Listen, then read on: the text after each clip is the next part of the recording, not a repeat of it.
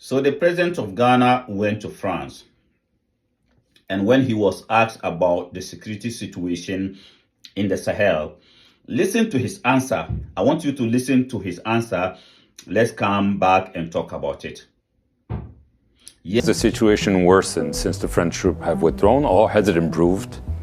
It's certainly not improved. I don't think there's any doubt about it. I think just yesterday or the day before, we saw a massacre of large numbers of civilians again. And they are right on our border, so we have a good idea of what is going on. Yes, so that was the president of Ghana, the most popular president in West Africa, because he speaks good diction. He wants to speak like his colonial criminals. So he went to France, and a journalist asked him a question. And are you surprised that he answered the question like this? I want you to tell me on the comment section if you are surprised that the president of Ghana, after he was asked about the security situation in the Sahel, he came out and be saying that, no, certainly it does not improve because he is a neighbor to Burkina Faso and he knows the atrocities that is going on in Burkina Faso.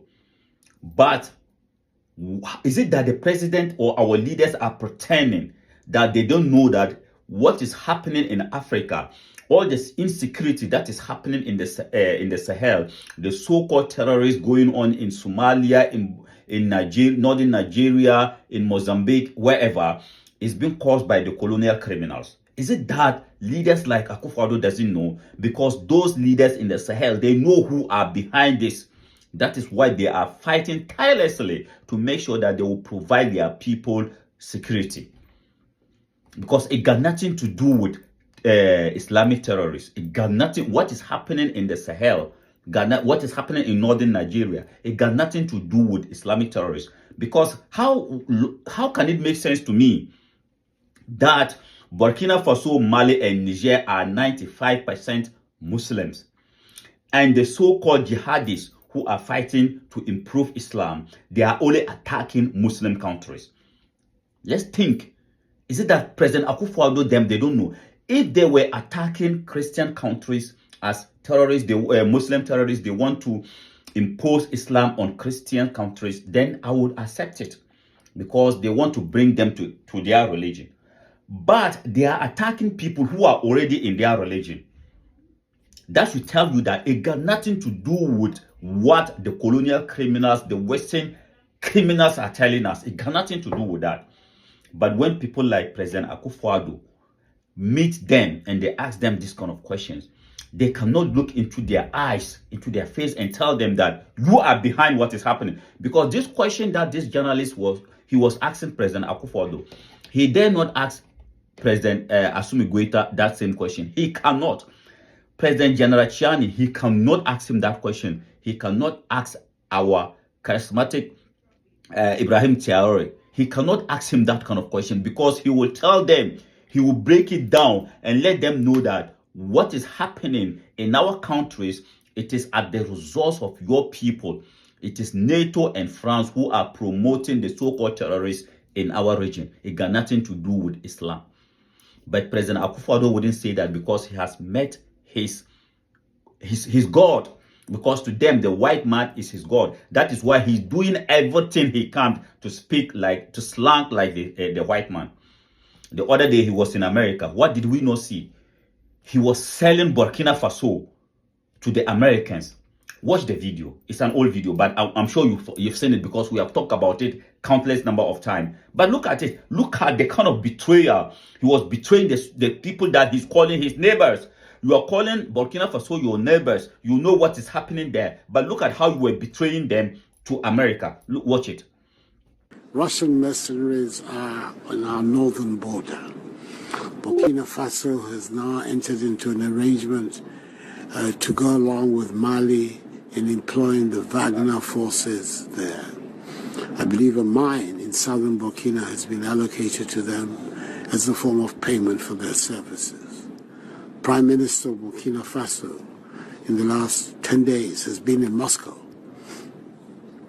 And to have them operating on our northern border is particularly distressing for us in Ghana. Apart from not accepting the idea of great powers once again making Africa their theater of operation, We have a particular position that you know about over the Ukraine war, where we have been very, very vocal and upfront about condemning the invasion of Russia by Russia.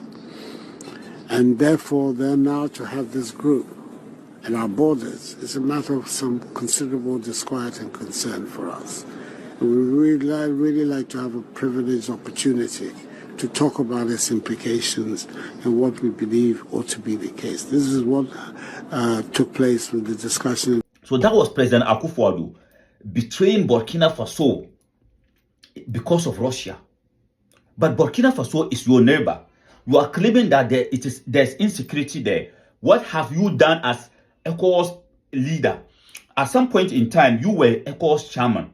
What did you do to improve the security situation in the Sahel? Absolutely nothing. Why? Because you are not there to save the interests of the people of ECOWAS. You are there to serve the interests of your colonial criminals, whom you call masters. We call them criminals. I keep repeating it until it sinks to every African child to stop calling these colonial criminals their masters. They are not our masters. They are criminals. So President Akufo-Addo, the question is, what did you do when you were chairperson of ECOWAS?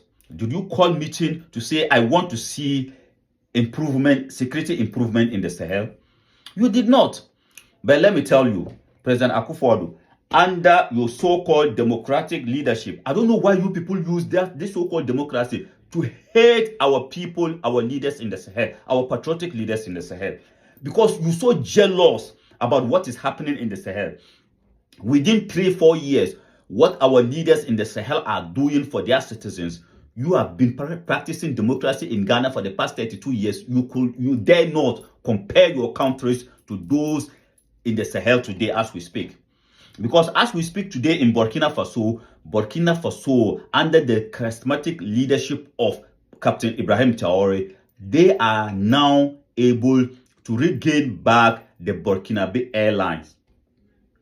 Yes, that is Burkina Faso citizens enjoying the airlines that their leader provide for them. In Ghana, you people no get airline. Under your so-called democracy, President Akufo-Addo, you have been in office for the past 8 years. Have you been able to at least just point out one thing that you have done that shows that you have tried to regain back Ghana dignity? Ghana doesn't have her own airline. Ghana doesn't have airlines. I am saying it to the people of the world that Ghana doesn't have airline. As we speak today, just within 3 years, Burkina Faso, under the leadership of Captain Ibrahim Traore, they now have their own airline. And look at how happy the people, the citizens are to have their own airline. And look at how sad that Ghanaians have to be drinking water. Tap water. Look at the kind of water Ghanaians are drinking under your leadership because of so-called illegal mining. That is the same thing that our leaders in the Sahel are fighting against.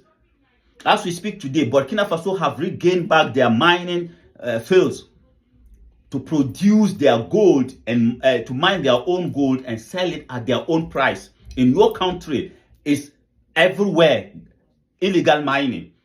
They have destroyed all your water bodies under your watch. What have you done for it? You cannot compare your Ghana to Burkina Faso or those in the Sahel. I can guarantee you that 5 years from now, if what our leaders in the Sahel, our patriotic leaders in the Sahel, if what they are doing, if they continue to do that, your citizens in Ghana will be running to Burkina Faso or the Sahel to look for a better life, just as they are running to Europe and everywhere in the world. They'll be running there. So do not compare Ghana or your country to those what you have achieved in your country. What you have achieved is only in book. You go to the United Nations, you are talking about what you have achieved. But in reality, when we ask Ghanaians, they will tell us that it is not true. So don't go betraying the continent of Africa. But I don't blame him. I blame the people of Ghana.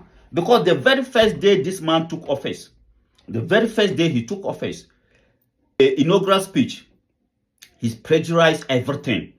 That very day, he was telling us, his first speech was to tell us that he is there to betray the continent of Africa because he wanted to sound like his colonial masters. From the start, I have never believed that President Akufo-Addo is really a leader. You have never believed that? No. Why? No. He wasn't. What did you see? Because this is a man whose whole presidency was premised on fraud, on deception from the word go.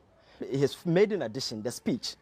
He stole speeches from about 3 different American presidents. They had their vision, they had their own this, and then the president got away with it. I ask you to be citizens. I ask you to be citizens. Citizens, not spectators. Citizens, not spectators. Citizens, not subjects. Citizens, not subjects.